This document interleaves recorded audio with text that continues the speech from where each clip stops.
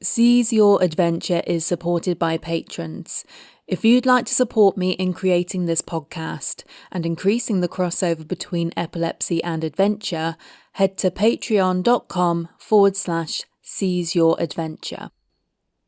It's been awful. It knocked me out for 6. So I've gone from being like, yeah, I cycled all the way around Australia. Ha, look at me. To being, I don't even know if I can cycle and just do an overnight camp. It completely knocked my confidence. So I'm planning on doing some sort of short ride before heading to Asia, just to sort of build that lost confidence up again, which I guess you probably don't want to hear on a Seize Your Adventure. You know, I'm supposed to be gung-ho and everything. But the reality is that the med changeover just made me go, wow, I am so much more vulnerable than I thought. Hello everyone, I am Fran Tarauskis and you are listening to Seize Your Adventure. Thank you all for joining me again. It has been a few months since the end of season 1, but in that time, you may have noticed a change in look. I've been personally redesigning the cover art and website, so please don't get confused and accidentally miss me. I have also been pulling together some really interesting stories from all across the spectrum of adventure. This season is going to have more interviews than last season, which means we're going to see a wider range of sports and activities. As well as some more runners and hikers, I have spoken to surfers, cyclists, and triathletes. And I've spoken to people scattered across the world. There are some more folks based in Canada and America, but it was great to find a few more UK-based adventurers as well. And I also managed to have some conversations about the psychology and physiology of doing sports with epilepsy. So that's a taste of what's to come. Make sure you're subscribed to hear those ones later in the year. But to start this season off, we're going as far away from the UK as possible and speaking about possibly the biggest and certainly the longest adventure we have had so far on the podcast. Today's chat is with a lady called Becky Sampson. Becky is from the UK, but she hasn't been based there for over 3 years now. She got in touch with me over a year ago when she was halfway through riding a bike across New Zealand.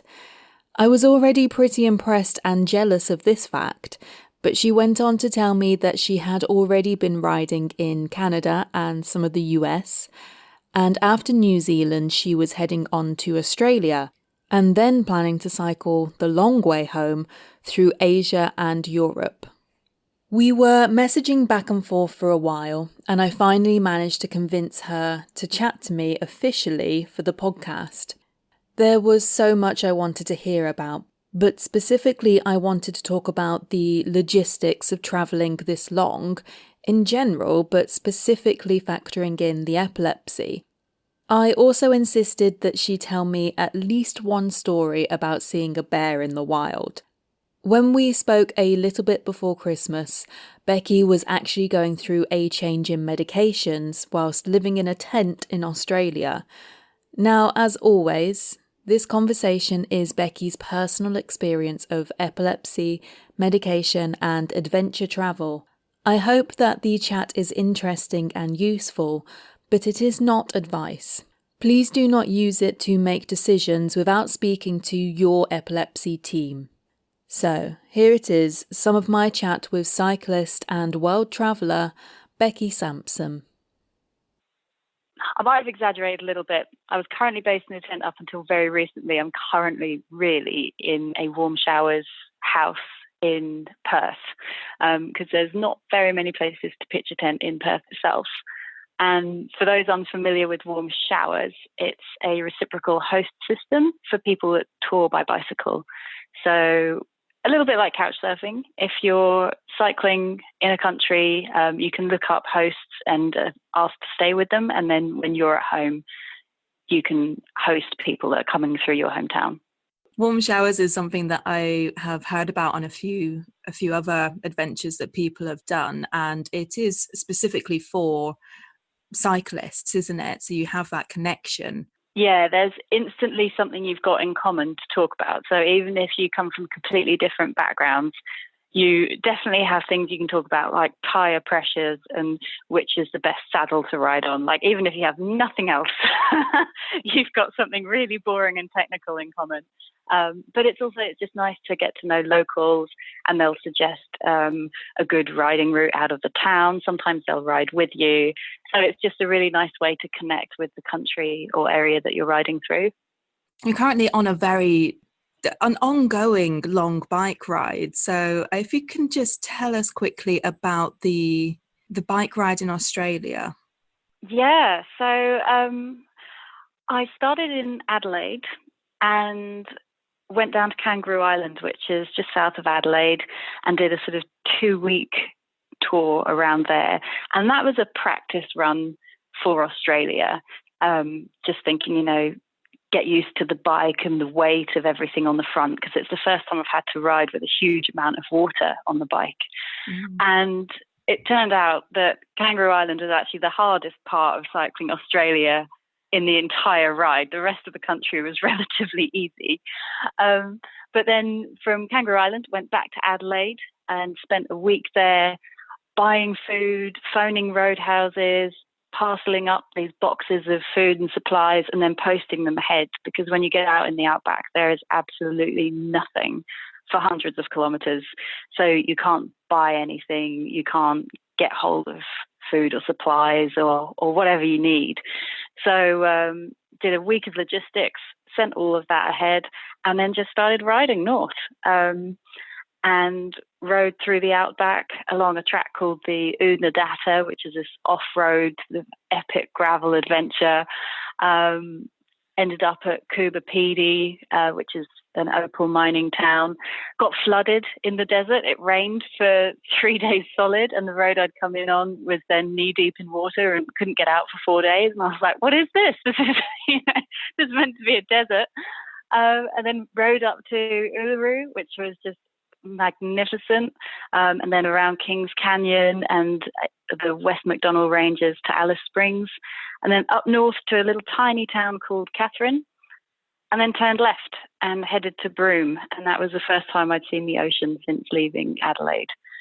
And then spent a few days in Broome and then headed south to Perth, and here I am. So it's been about 7,000 kilometres, I think, riding in Australia. So a fair distance. Fair distance, to say the least. You make it sound so easy. I think for me, one of the things that is most impressive, or the thing that puts me off that kind of journey the most, is the logistics.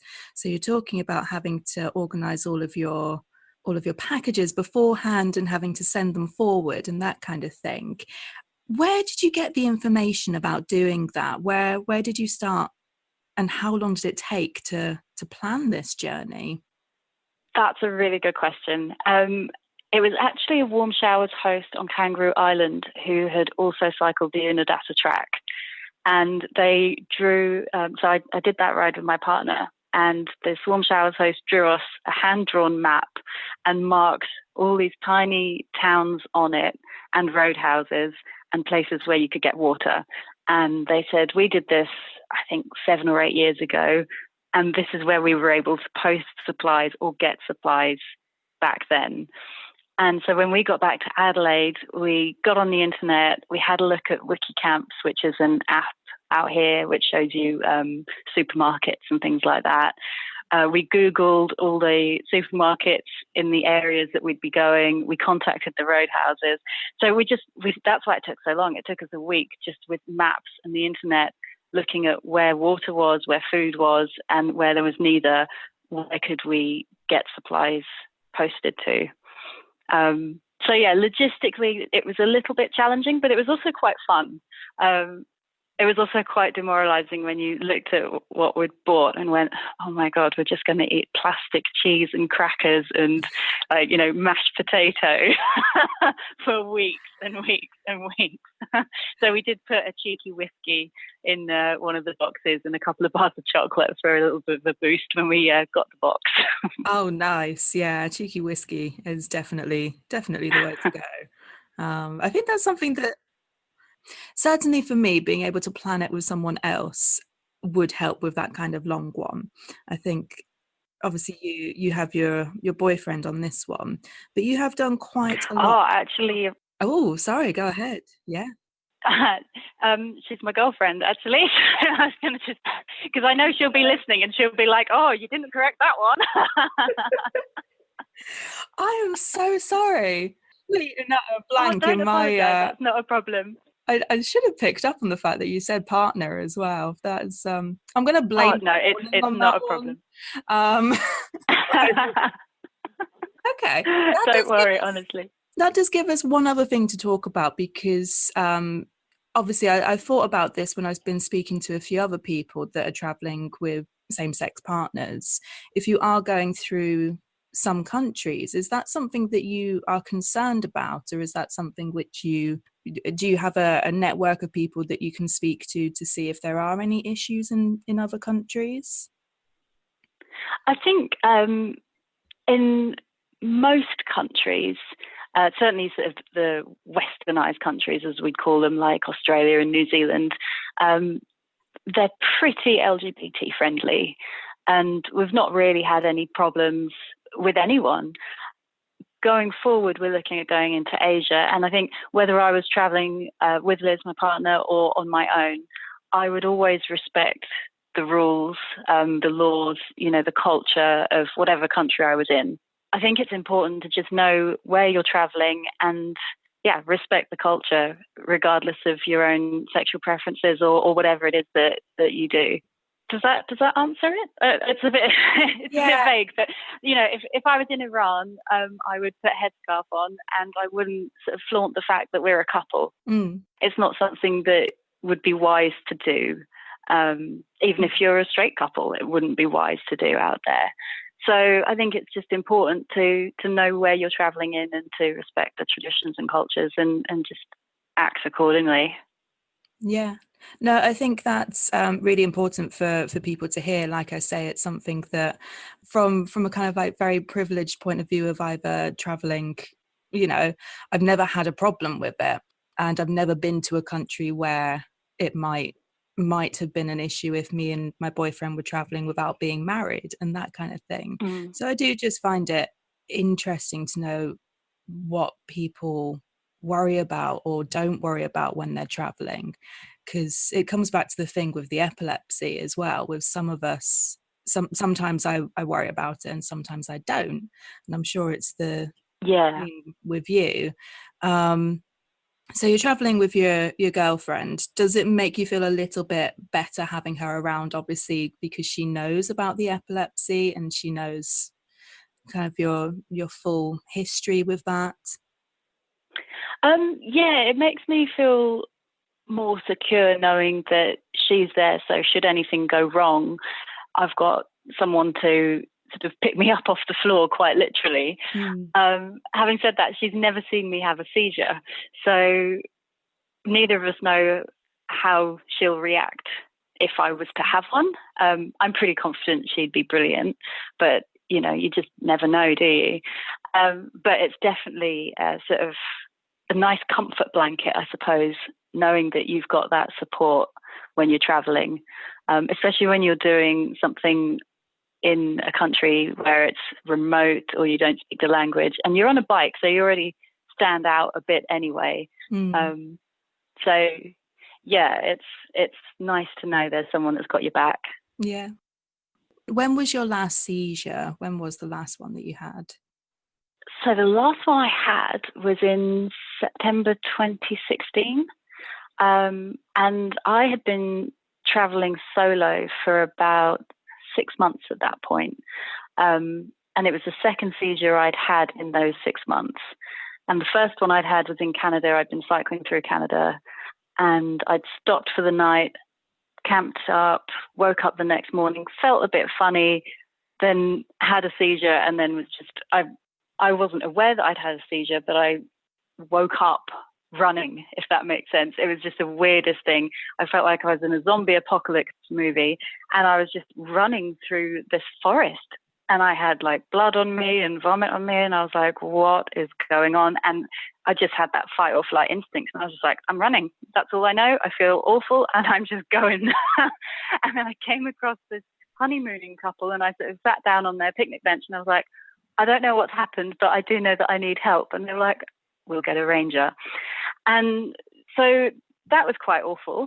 And it was fine. I went to the hospital, and by the time I'd got there, I was like, okay, yeah, I had a seizure. It's fine. I know what's happened. The second one happened in Hawaii, and I was staying with people, one of which screamed and ran out and wouldn't speak to me for 3 days after. She was a little bit immature, shall we say. And the others who sort of cooed over me and took me to hospital, and I was like, no, I knew what had happened that time, and I was like, no, I'm fine, I just need to rest and sleep it off.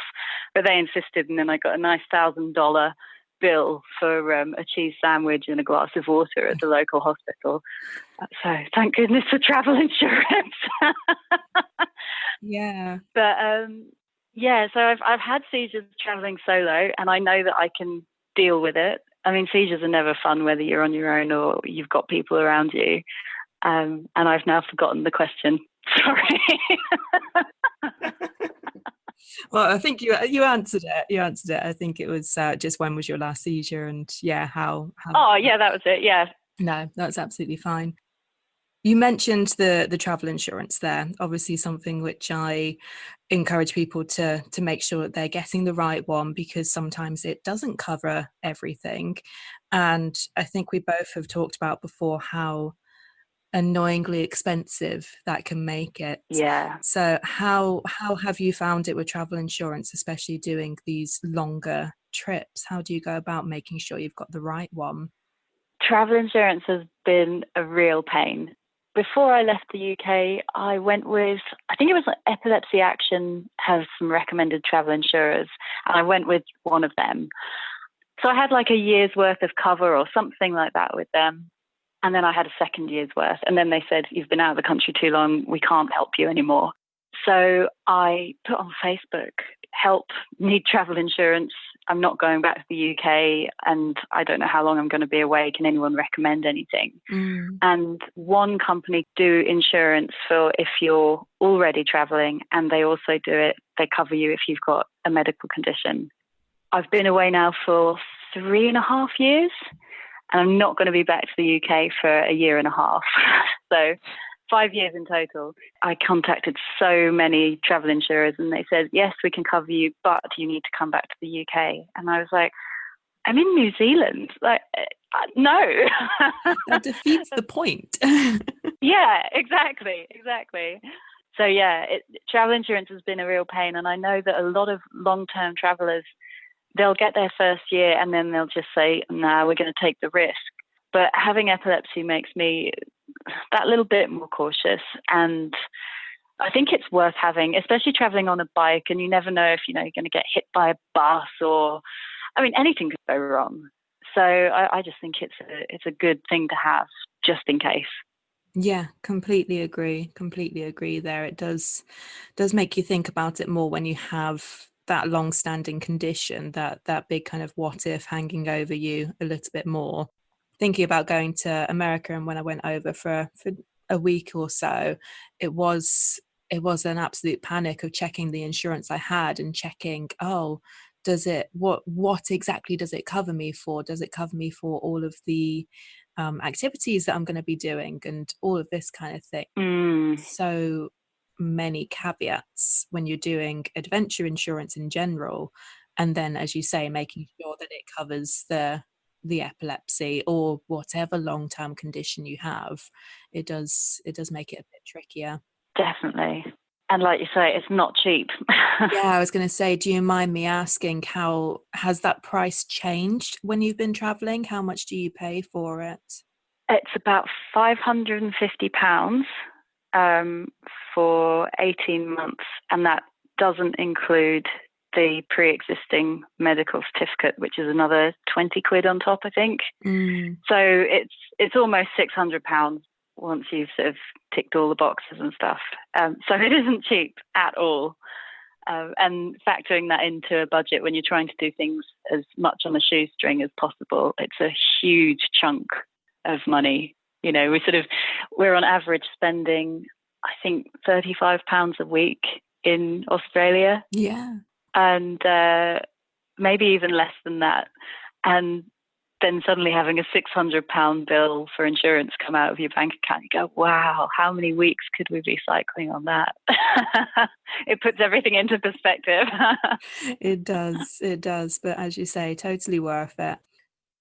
You have had a few issues with your forward planning in terms of the medication that you take, haven't you? So can you just talk me through the medication that you have been using and what the difficulty was with that going forward? Sure. How long have you got? When I first got diagnosed, I refused point blank to go on medication. I was like, no, I've only had one seizure, don't want it. And the neurologist says, you must. And I sort of made a deal. I said, look, if I have another seizure in the next 12 months, I'll go on meds. And 11 and a half months later, I had a seizure. And I thought, oh, no. So I went on lamotrigine for a long time, probably about 14 years. But I was still having seizures fairly regularly. Like I'm quite lucky. When I say regularly, it'd be 3 or 4 months, and then I'd have a seizure, and then 3 or 4 months later, I'd have another. So I'm really lucky in that respect. They're not daily, they're not weekly. And then when I was in Hawaii, I was talking to a couple of traveling nurses, and they said, "Oh, lamotrigine. We give everyone Keppra," and I'd never heard of Keppra before. And so I went briefly back to the UK, talked to my neurologist, and I said, I've been told Keppra is the way forward. Can I have it? And she said, are you sure? And I was like, yep, I want it. And she said, the side effects are really bad. And I was like, don't care, I want it. So she prescribed me Keppra, and I can give you 3 months, but after that, you're on your own. You need to find another doctor, wherever you happen to be, and get meds from them. And I was like, okay, fine.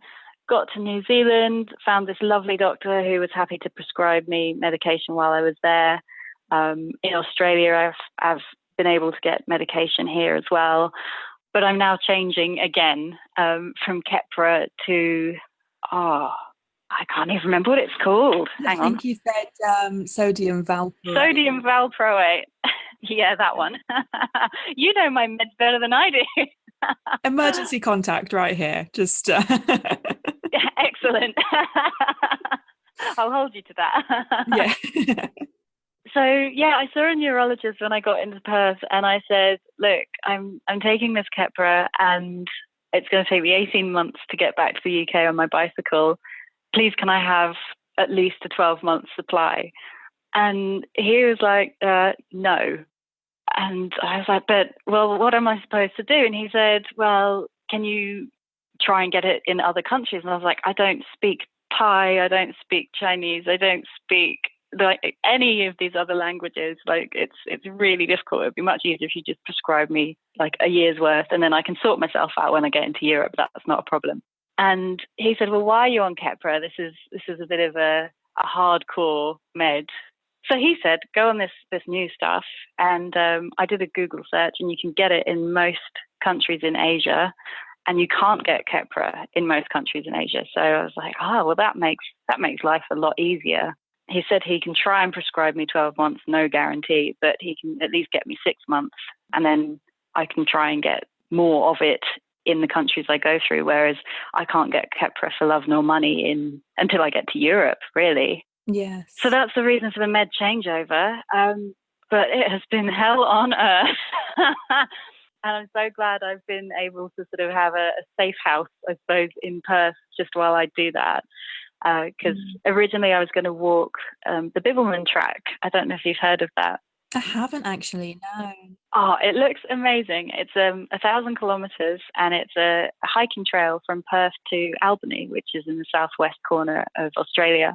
And I thought, right, I'm going to get to Perth. I'm going to quickly see the neurologist, just make sure that I can get 12 months stuff, and then I'm going to go hiking. And my meeting with the neurologist didn't quite go to plan. And I said, well, that's fine. I'll start the med changeover while I'm hiking. And he said, no, you won't. And I was like, yeah, I will. It's not a problem. I'll just take the pills with me. And he was like, no, you'll be too tired. Just don't.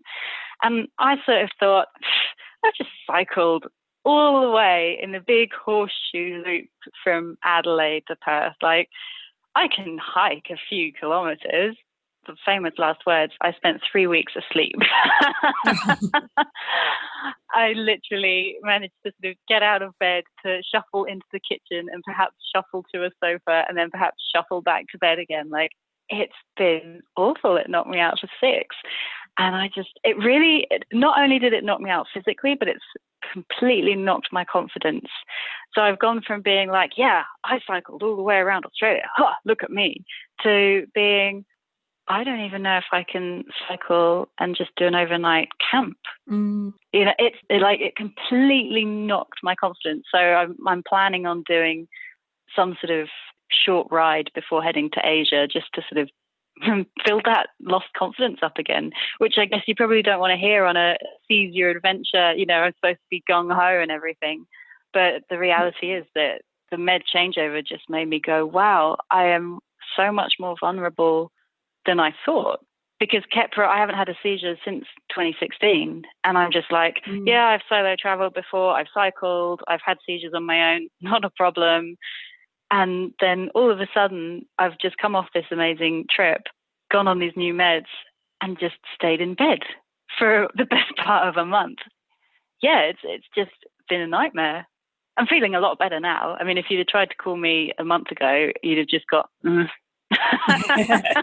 rather than any conversation, and probably a few snores. I'd have probably fallen asleep on you. So I'm doing a lot better now. Glad to hear it. And I absolutely want to hear that side of it as well, because I think it's very easy for people to listen to the good parts of our stories and go, I could never do that, or that's all right for them. But everyone has those up and down times. I've not had a seizure for nearly 5 years, like I was saying, but I still have those moments of, oh, if I did have a seizure here, that might be quite bad, actually. So yeah, it can very easily throw you. And I think it is good for people to hear that, so long as it doesn't completely ground you.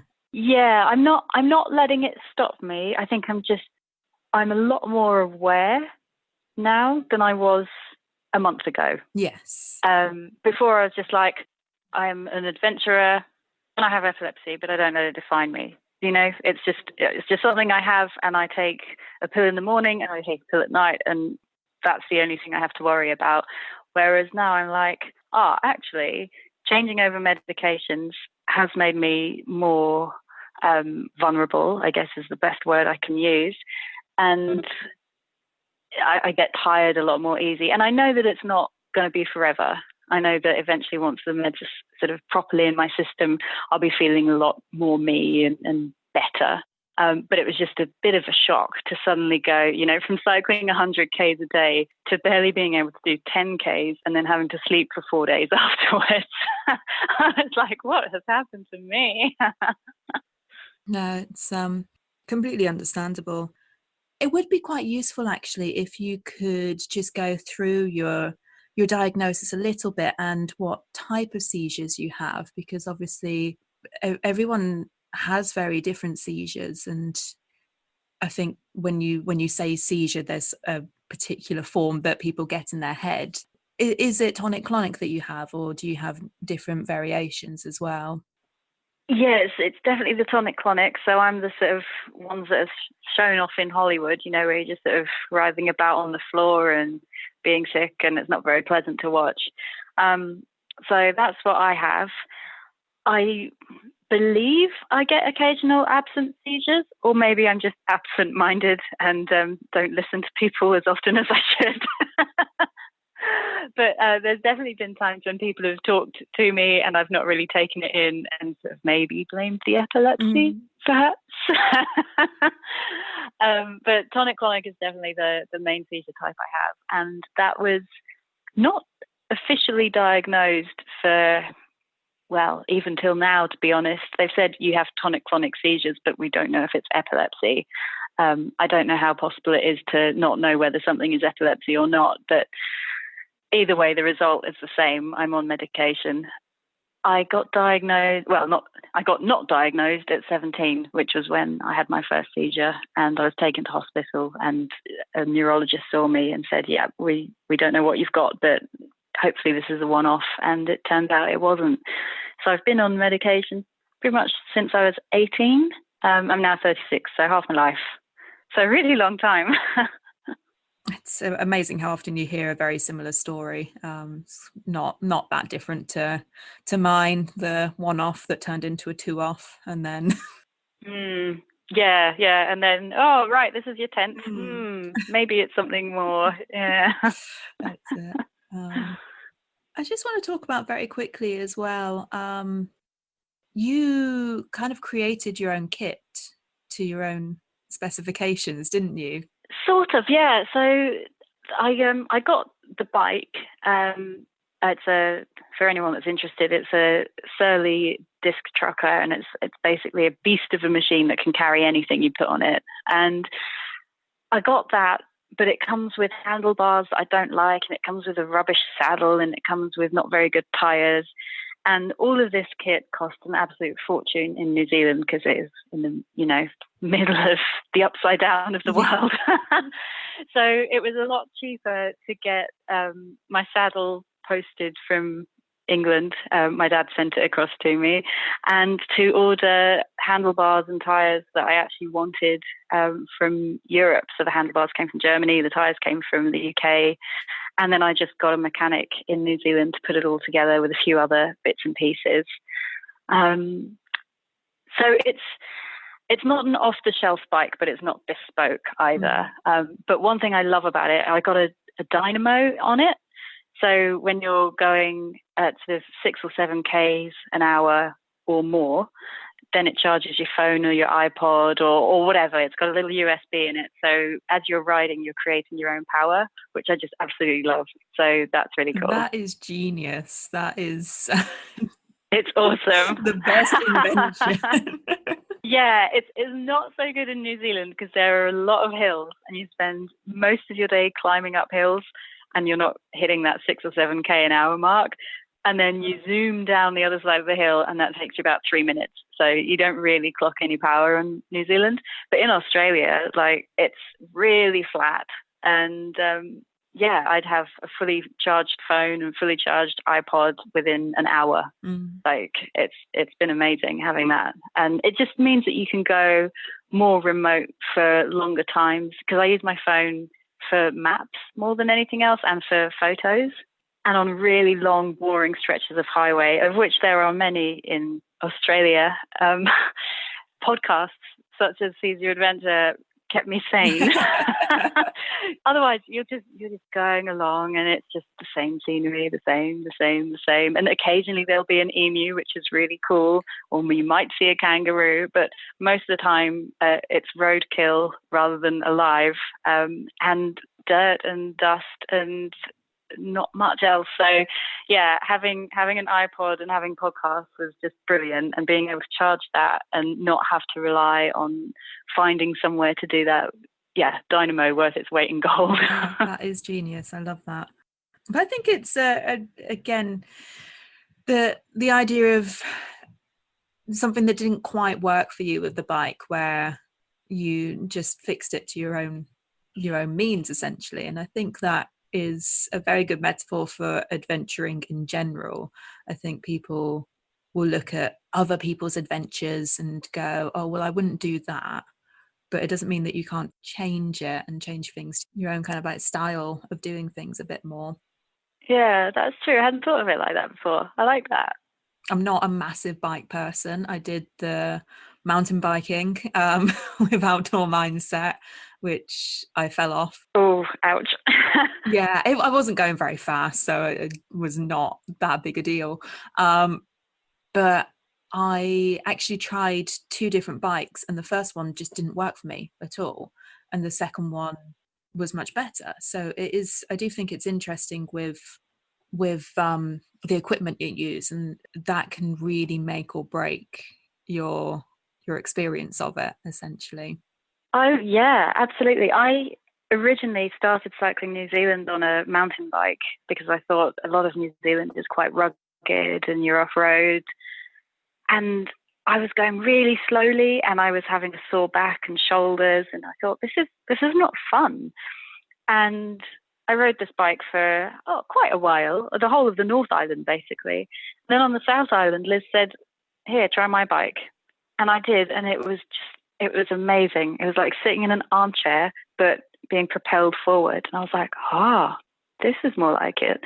Now I see how she gets up hills and how she's always like 10 Ks ahead of me. And, and so I sold the mountain bike and got the same bike that she was riding, because I was like, if I'm going to be cycling, I don't know how many thousands of kilometers it is to get back to the UK, many, but I thought I want to be doing it in comfort. So yeah, I think there are some amazing people out there who they'll just go and get a bike from a scrapyard and they'll cycle the world on it. And I admire them. That's not me. I don't want a sore bum and sore legs, and you know, I'm the wrong side of 30 for that. You've been in so many places before you went to New Zealand. So you were in Canada for a bit, and you left the UK. It's about 3.5 years now. Yeah, 3.5 years ago. So a while back. Would you have any must-sees or anything that you really, really would suggest or really enjoyed whilst you were out there? I would say the Icefields Parkway in Canada is just the most beautiful place I've ever been to. It's got glaciers and these turquoise lakes and snow-capped mountains. It's just stunning. And I rode my bike from Banff to Jasper, and then I turned around and rode back again in the opposite direction because it was just beautiful. And I would go and do it again. And there are bears there, and lots of bears, so you'd love it. Yeah. And my first ever encounter with a bear, I was quite scared of bears. I still am, to be honest. Like I was a bit of a wuss in Canada. I didn't camp. There's these wilderness hostels that are spaced around 50 to 70 kilometers apart along the Icefields Parkway. So they're designed for cyclists, really. It's a day's ride between each one. So I just thought, I'm just going to get myself a dorm bed in these hostels rather than risk pitching my tent. And so I just hostel hopped the entire way, which is great. And I had my bear spray, and I sort of had an idea of what to do if I came across a bear that wasn't really confident. And I'm whizzing down this hill, mountain even, you know, and I'm like clocking up ridiculous speeds, and I'm like singing at the top of my lungs because someone had said, you know, if bears hear you sing, they run. Anyway, so I'm singing, I'm coming at silly speeds down this hill, and there's a bear in the road, and I'm like, ah! And I thought, there's absolutely no way that my brakes are going to stop before I get past, like, to this bear. And what if it runs at me? Should I just swerve around it? What if a car comes on the other side? Like, and me and this bear just clocked eyes at each other. We both pulled exactly the same expression of horror, and the bear ran into the woods. I swerved out the way of the bear. And then I sort of turned around, and it was standing in the woods, like, looking at me. And I'm sure, like, we both kind of went, phew, didn't have to deal with that one. The idea of slow travel is starting to become a bit bigger in terms of the environmental factors of it as well. Yeah. Yeah, it is, isn't it? Yeah. Do you have any ideas on that side of things? I'm all for it. I think the more we can do to, like, reduce the carbon emissions in the atmosphere, the better. And the more people are seen to walk or cycle or, you know, take alternative forms of transport, the more visible it becomes and the more ordinary it becomes. So then people just start doing it as opposed to just going, well, look at that person on their bike. Why aren't they driving? You know, once something is normalized, then everybody else starts going, oh, it's okay to do that. I won't stand out and look a bit odd. And I think it's brilliant that slow travel is, as you say, it's becoming a movement. People want to go back to sort of just taking it easy, seeing things. I think in a car, you miss so much. On a bike or on your feet, you don't just zoom past stuff. You're in that environment. You can smell it, you can see it, you can hear it, you can all of your senses are engaged. And sometimes the smells are horrible. It's roadkill, but sometimes they're beautiful. They're like really rare spring flowers.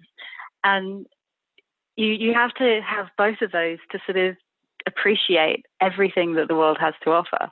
In a car, you've got a radio and aircon, you're going at 80, 90 kilometers an hour, and you don't see the lizards that are just sunbathing on the side of the road, and you don't see the camels that are hiding in the sand dunes. But, you know, you just see an empty stretch of highway and you just get bored. But when you're self-propelled and you're just using human-powered transport, you're in it. You're part of that environment, and it's just fantastic. So more people that do it, the better. Quite agree.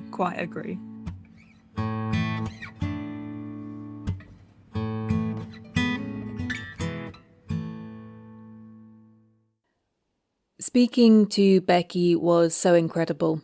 She mentioned to me at one point how nice it was to be able to speak to someone else who gets the epilepsy adventure mix, and that she had never met anyone who fit into that category before. I'm lucky. I did 6 interviews for the first season, and I've already done another 6 for this one, but I still end up talking for hours with most of the guests.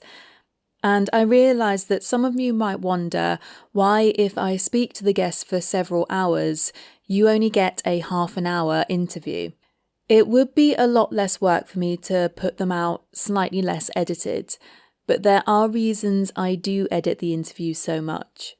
Part of it is that I am always going to create the content that I would listen to, and I do prefer shorter, structured interviews. So I cut out things that may be repetitive, for example. But the main reason the episodes are much shorter than the actual chats is that I am very aware of the responsibilities and the ethics of creating content about a health condition like epilepsy. I obviously do not want to share misinformation about medications, but I also don't want to share too much anecdotal stuff about things like doctors and hospital appointments. There is also a responsibility needed when talking about adventure sports in general, and there are ethics around sharing content about my guest or myself that is personal, or any stories that involve anyone other than ourselves. So yes, it takes me a long time to edit the episodes, but this season, with your help, I can devote more time to doing this regularly. Seize Your Adventure now has a Patreon account. This lets you set up monthly donations to give me that breathing room needed to make this kind of creative content. If you do find value in the work I do, you can support me at patreon.com/Seize Your Adventure. So that's patreon.com/Seize Your Adventure. If you are in a position to support me, you can become a patron from as little as $3 a month. I'd like to give a small shout out to my very first patrons, so Catherine Coppinger, Peter Johnson, Damiana Day and Jeannie Schroker. You are all my very first patrons, and you've been added to the Patreon newsletter, and your names are on the website. Thank you so much. I now have enough money coming in to pay for the Seize Your Adventure email every month, so it really does help. The next episode is actually another bonus episode. My chat with Becky was over 4 months ago now, so I phoned her again last week for a quick catch-up, and you might have noticed I completely forgot to ask Becky what adventure means to her. But one thing we did talk about in the interview was how epilepsy, rather than limiting her world, actually opened some doors to some amazing adventures. So I'll leave you with that thought from Becky, and until the next episode, safe adventures, everyone. The epilepsy diagnosis was actually a good thing for me because it made me discover different ways of travel. So I don't know if I'd be riding a bike halfway across the world if I could still drive and have access to, normal things that people can do. Because originally I'd got myself a little Vespa and I was going to bike around Italy. That was my sort of big plan, like as in motorbike around Italy. Now I'm not able to do that. So cycling's opened up many doors, and epilepsy opened up the door to cycling. So it's been a really positive thing, having the diagnosis, in a weird kind of way.